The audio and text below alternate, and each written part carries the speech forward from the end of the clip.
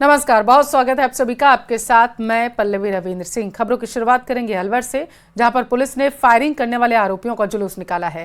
तार मोहम्मद और दीपक शर्मा ने फायरिंग की थी। पुलिस कंट्रोल रूम से लेकर घटना स्थल तक, मनु मार्ग तक इनका जुलूस निकाला गया ताकि इनका भय खत्म किया जा सके और एक बानगी जो है वो पेश की जा सके, लोगों में एक नज़ीर जो है वो स्थापित हो सके। ये बड़ी खबर अलवर से आपके टेलीविजन स्क्रीन पर है। फायरिंग करने वाले आरोपियों का सड़क पर जुलूस निकाला गया है। पुलिसकर्मी इस दौरान तमाम मौजूद रहे। पुलिस कंट्रोल रूम से मनु मार्ग तक ये जुलूस आरोपियों का निकाला गया है।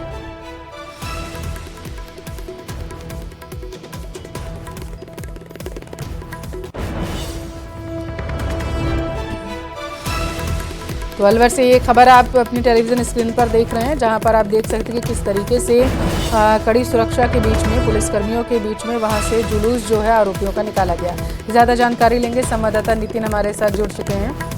नितिन, कितने आरोपियों का जुलूस निकाला गया है, पुलिस से क्या जानकारी मिली? जी, कोतवाली थाना पुलिस ने कल फायरिंग के मामले में तार मोहम्मद और उसके साथी दीपक शर्मा को गिरफ्तार किया था। उसके बाद में आज इनका भय खत्म हो और किसी भी तरह की कोई वारदात को अंजाम नहीं दे, उसको लेकर आज पुलिस कंट्रोल रूम से लेकर और जिस जगह इन्होंने फायरिंग की थी घटना स्थल मनु मार्ग पर, वहां तक इनका जुलूस निकाला गया था। और दोनों दीपक शर्मा और तार मोहम्मद जो है वो संजय शर्मा पर फायरिंग करने के लिए मनु मार्ग में पहुंचे थे। उनके साथ में दीपक शर्मा भी थे। साथ में इन्होंने दूसरी जगह एनईबी में संजय शर्मा को जो षड्यंत्र पूर्वक फंसाने को लेकर जो अपने साथी दीपक शर्मा पर इसने फायरिंग की थी तार मोहम्मद ने, और उसके बाद में इनको जो है पुलिस ने इनको गिरफ्तार कर लिया था। और गिरफ्तार करने के बाद में आज इनका जुलूस निकाला गया है लोगों के बीच से, और ठेठ जो है इनको सीधा मनु मार्ग घटना स्थल जहां फायरिंग हुई थी वहां तक इनका जुलूस निकाला गया है। बहुत शुक्रिया नितिन जानकारी के लिए। झुंझुनू के सिंघाना का रुख करेंगे। न्यूज 18 राजस्थान की खबर का यहां पर असर देखने को मिला। खबर प्रसारित होने के बाद अलर्ट सिंघाना पुलिस हुई है। सिंघाना थानाधिकारी ने पीड़ित को बुलाकर सुनवाई की गई है। मामले की सुनवाई के बाद सूदखोर को गिरफ्तार किया गया। पुलिस ने सूदखोर उमेश जालान को गिरफ्तार किया। थानाधिकारी मामले के दस्तावेजों की जांच कर रहे हैं। एसपी शरद चौधरी ने कहा है कि निष्पक्ष जांच इसकी होगी और इसके आदेश भी दे दिए गए हैं। तो न्यूज 18 राजस्थान की खबर का बड़ा असर यहाँ पर देखने को मिला है। खबर प्रकाशित होने के बाद, दिखाए जाने के बाद बताया जा रहा है, जैसे ही उसके बाद कार्रवाई करने के निर्देश दे दिए गए, आदेश दिया गया कि जो पीड़ित है उनकी सुनवाई की जाए। तो ये बड़ी खबर सामने निकल कर आई है सिंघाना मामले में। एक तथ्य सिंघाना थाने का मेरी जानकारी में आया है, जिसमें कि एक पक्षकार का तो ये कहना है कि सूदखोर ने मेरे मकान पर कब्जा कर लिया है, और दूसरे पक्ष का ये कहना है कि इसने मुझसे रुपए उधार लिए थे और उस एवज में मकान मेरे को बेच दिया है। तथ्य उसके अंदर क्या सही है और क्या गलत है, मैंने थानाधिकारी सिंघाना को जैसे ही ये तथ्य मेरी जानकारी में आया, मैंने तुरंत निर्देश दिए कि आप दोनों पक्षों को बुलाएं, उनके पास जो भी दस्तावेज इत्यादि हैं, साक्ष्य मौजूद हैं, उसका अध्ययन करें। परिवार हमारे पास आया था, सुशील जांगीड़ करके सिंघाना का निवासी है, उसका आया था। उसने बताया कि साहब मेरे कुछ उमा शंकर जालान करके कोई आदमी है जिससे मैंने कोई पैसे उधार लिए थे। उसने सूदखोरी के नाम से वो बता रहा है कि साहब मैंने पैसे भी लौटा दिए, उसके बाद में मेरे मकान को कब्जा करना चाहता है। मैं आत्महत्या करना चाहता हूँ और मेरा कोई भी कदम प्रशासन और उमा शंकर जवाबदार होगा। एक ही लड़का है, इसके कुछ हो जाएगा तो मैं क्या करूँगी जी? ये छोटे छोटे बच्चे कहाँ जाएंगे?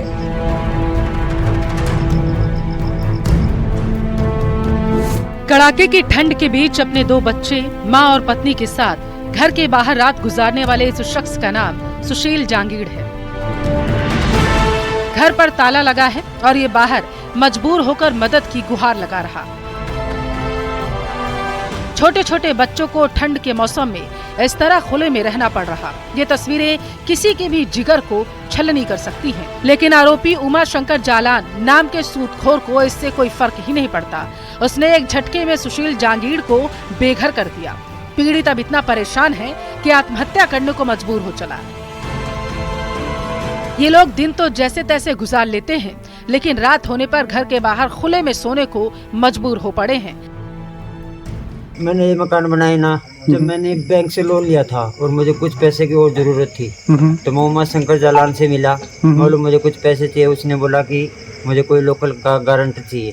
तो मेरा गारंटर धर्मेंद्र कुमार है, उसके भी उसने 5 चेक लिए और 5 चेक मुझसे लिए और मुझसे 2 स्टाम्प लिए हैं। और वो बोला मेरे वकील के साथ बुआना जा और वहाँ से तू स्टाम्प लिया। मैं वहाँ से साइन करके और आ गया।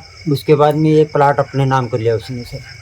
और मैं गरीब आदमी हूँ, मैं यहाँ पे आत्महत्या करना चाहता हूँ सर। मैंने 4 लाख रुपए लिए थे सर, 4 लाख रुपए मैंने उनको दे चुके और अब वो कह रहा है ये प्लाट भी मेरा हो गया, तेरे पैसे भी, चेक भी मेरे उसके पास है। कहता मैं चेक लगाऊंगा 20-20 लाख रुपए के। धर्मेंद्र को भी यही बात कह रहा है वो। सिंघाना कस्बे में रहने वाले सुशील जांगीड़ की गलती सिर्फ इतनी थी कि उसने घर बनाने के लिए उमा शंकर जालान नाम के शख्स से 4 लाख रुपए कर्ज लिए थे, जिसके एवज में 2 खाली स्टैम्प पेपर, 5 चेक और उनके गवाह धर्मेंद्र से भी 5 चेक और खाली कागजात पर दस्तखत करा लिए।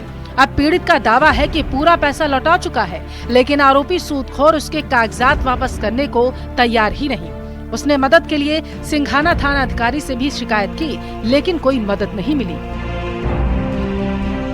कार्रवाई कर रखे एसपी के पास मैंने वो एप्लीकेशन दी थी सर, उसका फरियाद आ रहा है। अभी थाने से मेरे पास कोई फोन नहीं आया। मैं सिर्फ आत्महत्या करना चाहता हूँ सर।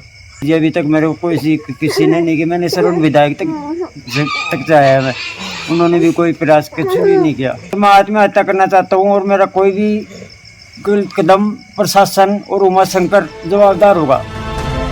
परिवार मरने को अब मजबूर है। आसपास के लोगों का कहना है कि सूदखोर उमा शंकर जालान को समझाने की कई बार कोशिश की गई, लेकिन वो मानने को तैयार ही नहीं। अब अन्याय हो रहा है 2 महीना सो और वो आदमी कहीं भी मान रहे। पैसा लिया था, पैसा भी दे दिया। एसपी कन भी भेज दी एप्लीकेशन और आईजी कन भी भेज दी। गाँव समाज गणमान्य लोग हैं, सबने कह दी। तो सिंघाना थाने वालों ने कुछ नहीं किया ना, कोई कुछ नहीं कर रहा। जिस आशियाने को बनाने के लिए सुशील जांगीड़ ने बैंक के साथ साथ उमा शंकर जालान नाम के शख्स से कर्ज लिया, उसी घर ने सुशील जांगीड़ को बेघर कर दिया। अब प्रशासन से मदद की उम्मीद है ताकि बुजुर्ग मां और मासूम बच्चों को फिर से राहत की सांस मिल सके। झुंझुनू से न्यूज़ 18 राजस्थान के लिए कृष्ण सिंह की रिपोर्ट। महाकुंभ के दौरान मची भगदड़ में जयपुर के आमेर की 62 वर्षीय राजकुमारी पारीख लापता हो गई हैं, जो अपने परिवार के 11 सदस्यों के साथ कुंभ स्नान के लिए गई थीं।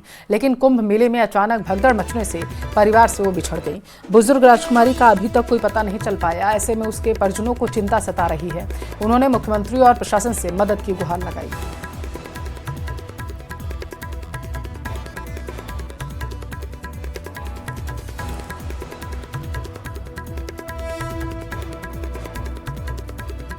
ये था 27 को। वो यहाँ से दोपहर में निकले थे 12 बजे और वहाँ कुंभ के लिए रवाना गए थे। कुंभ से पहले उन्होंने अयोध्या में इधर जाके फिर वहाँ से कुंभ में गए थे वो।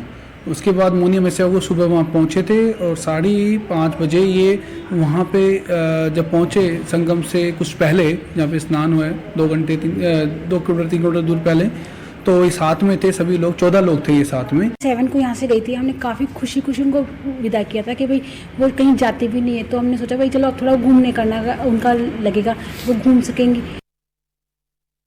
पाली में नशे के सौदागरों के खिलाफ सदर थाना पुलिस ने बड़ी कार्रवाई की। तकरीबन 60 लाख रुपए की MDA के साथ एक आरोपी को गिरफ्तार किया गया। सोनाई टोल प्लाजा के पास नाकेबंदी के दौरान आरोपी गिरफ्तार हुआ है। राजसमंद डिपो की रोडवेज बस में आरोपी जा रहा था। तलाशी के दौरान बैग में 561 ग्राम MDA सदर थाना सहदेव चौधरी ने जानकारी दी है।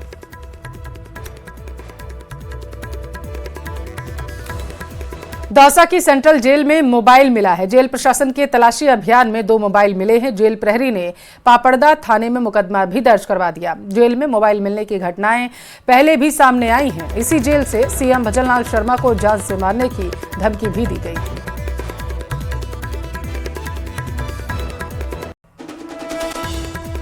VK सिंह और DIG परिस देशमुख के सुपरविजन में बड़ी कार्रवाई देखने को मिली है। SOG ने बुधवार को 9 कार्यरत LDC को गिरफ्तार किया था।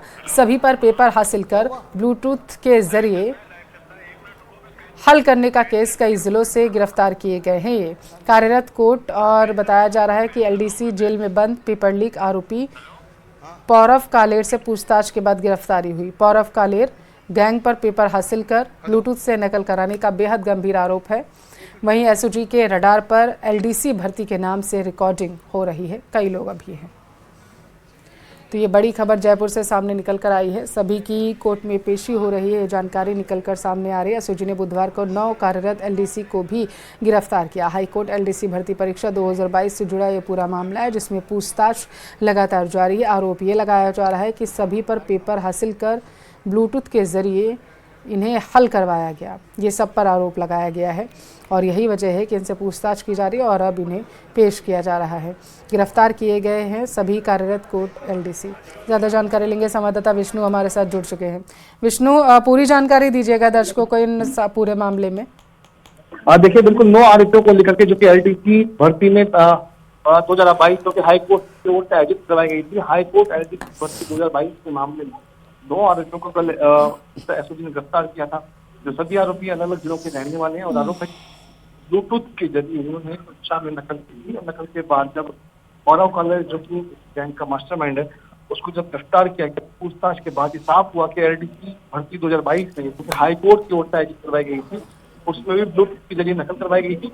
और उसी मामले में सभी 9 आरोपियों को लेकर के इस वक्त जो एसओजी है वो कोर्ट पहुंची। कुछ देर बाद कोर्ट में पेशी होगी। पेशी के बाद में यहाँ पर इन सभी को कोर्ट जो है एसओजी की ओर से रिमांड मांगा जाएगा। एडिशनल एसपी हरिप्रताप सोमानी जो कि पूरे केस के अनुसंधान अधिकारी हैं, वो कोर्ट में पेश दलील देंगे। उनके वकील जो है दलील देंगे। साथ में बचाव पक्ष के जो वकील हैं वे भी इस पूरे मामले में अपने पक्ष रखेंगे कि जो आरोप लगे हैं वो कितने सही हैं, कितनी गलत हैं। ऐसे जो बचाव पक्ष के वकील हैं वो भी अपना पक्ष रखेंगे। तो उसके बाद एसओजी रिमांड पर ही मांगेगी। विष्णु, बताया जा रहा है कि अभी कई और लोग हैं जो एसओजी के रडार पर है, उसके बारे में क्या अपडेट है? देखिए, जो जी एक बार दोबारा दोहराएंगे क्वेश्चन को आप। विष्णु, आवाज पहुंच रही है अब तक? जी, बताया जा रहा है कि कुछ और लोग भी रडार पर हैं। बिल्कुल, देखिए ये शुरुआती गिरफ्तारी है 9 आरोपियों की। इसमें चूंकि गैंग का जो मास्टरमाइंड है गौरव कालेर वो सामने आ चुका है, तो ऐसे में आने वाले वक्त में और गिरफ्तारियां भी एसओजी की ओर से होगी। बिल्कुल एसओजी की ओर से ये जो भी जांच में पड़ताल में साफ हो पाएगा उन सभी के नाम लिए जाएंगे। क्योंकि अभी ये जो 9 आरोपी है इनसे गहनता से पूछताछ की जानी संभवतः 5 से 7 दिन का रिमांड एसओजी मांग सकती है।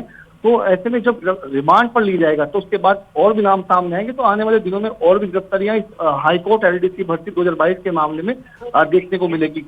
आरोप जो लगे थे वो ये कि परीक्षा के दौरान ब्लूटूथ के जरिए नकल की गई थी एलडीसी भर्ती परीक्षा में एलडीसी भर्ती परीक्षा में, और उसका खुलासा चूंकि कई सारी शिकायतें हाईकोर्ट जो एसओजी को अपने हेल्पलाइन के दौरान मिली थी। उसके अलावा जो गैंग के जो मास्टरमाइंड है गौरव कालेर, उससे भी पूछताछ में जब ये साफ हुआ, उसके बाद में एडीजी वीके सिंह, उसके अलावा डीआईजी परेश देशमुख और अन्य अधिकारियों की सुपरविजन में कार्रवाई करते हुए इसको अंजाम दिया और आखिरकार 9 आरोपियों को गिरफ्तार किया। सभी 9 आरोपी आज इस वक्त आप देख सकते हैं स्क्रीन पर न्यूज़ 18 राजस्थान पर खास विजुअल्स के अंदर इन सभी आरोपियों को आज यहाँ पर पेश किया जा रहा है। 3 से 4 जो सीआई रैंक के अधिकारी उनके सुरक्षा बंदोबस्त के बीच इन सभी आरोपियों को लेकर के एसओजी की टीम पहुंची है। फिलहाल लिफ्ट के जरिए सभी आरोपियों को लेकर के जाया जा रहा है कोर्ट रूम में। चूंकि कोर्ट रूम जो है वो 7वीं मंजिल पर है, ऐसे में इन सभी आरोपियों को पेश किया जाएगा कोर्ट में। साथ पड़े हैं विष्णु, क्या लगता है आपको कितने दिन की रिमांड पर लेने की कोशिश की जाएगी यहाँ पर? देखिए, अब तक जो हमने एसआई भर्ती में देखा था कभी 8 से 10 दिन का रिमांड एसओजी मांग सकती है, लेकिन कोर्ट के ऊपर डिपेंड करेगा। क्योंकि बचाव पक्ष भी अपना पक्ष रखेगा तो कितने दिन का रिमांड ले। लेकिन एसओजी की प्राथमिकता यही रहेगी कि कम से कम 5 से 7 दिन का रिमांड एसओजी ले, ताकि गहनता से पूछताछ हो। चूंकि एक और बड़ा एसआईटी की ओर से बड़ा खुलासा है। सबसे पहले हमने देखा कि नई सरकार के गठन के बाद में एसआईटी का गठन हुआ था और एसआईटी के गठन के बाद में ही देखिए हमारे साथ एक वकील मौजूद है, विपुल जी। विपुल जी, आज क्या आप भी बचाव पक्ष की ओर से आए वापस? हाँ, मैं इसमें 2 अक्यूज को रिप्रेजेंट कर रहा हूँ, गौरव कालेर को और एक और को। अब पहले एसआई भर्ती में भी उनके साथ में थे? मैं एसआई भर्ती में ईओआरओ परीक्षा में कई अक्यूज की तरफ से रिप्रेजेंट करता रहा हूँ। आज वाले में क्या? आज वाले में जो हाईकोर्ट द्वारा एलडीसी भर्ती की गई थी उसको लेकर इन्होंने किसी गोपनीय सूचना के आधार पर ये मामला दर्ज किया और उसमें ये माना है कि ब्लूटूथ के माध्यम से इसमें सब कुछ ये अपराध हुआ है। इसमें कुछ कर्मचारी जो कि विभिन्न कोर्ट्स में काम कर रहे थे, कोई उदयपुर में पोस्टेड था, उनको भी एसओजी आज पकड़ कर लाई है। मैं डिफेंस काउंसिल की ओर से उनकी तरफ से हूँ। मेरी नज़र में ये जो पूरा मामला बनाया गया है इस पर कोई प्रत्यक्ष एविडेंस नहीं है, ऐसी कोई कॉल रिकॉर्डिंग या इस तरह का कोई वो नहीं है। सिर्फ और सिर्फ एक सनसनीखेज बनाने के लिए, लोगों को हैरान परेशान करने के लिए पूरा मामला बनाया गया। तो देखिए, बचाव पक्ष की ओर से हैं विपुल शर्मा जो कि एडवोकेट हैं, लेकिन अब कोर्ट में ही साफ हो पाएगा क्योंकि इनकी ओर से, बचाव पक्ष की ओर से भी दलीलें दी जाएगी, वहीं पर एसओजी की ओर से भी जो अभियोजन अधिकारी है वो अपना पक्ष रखेंगे, एसओजी की ओर से तमाम चीजें बताई जाएगी और आखिरकार उसके बाद तय हो पाएगा कि आखिरकार एसओजी की तरफ से क्या तर्क दिए जा सकते हैं, आपको क्या लगता है? थोड़ा दर्शक समझ पाएंगे इसे, जरा बताइए। रिमांड पर एसओजी लेने वाली है आज, क्या रिमांड मांगेंगे?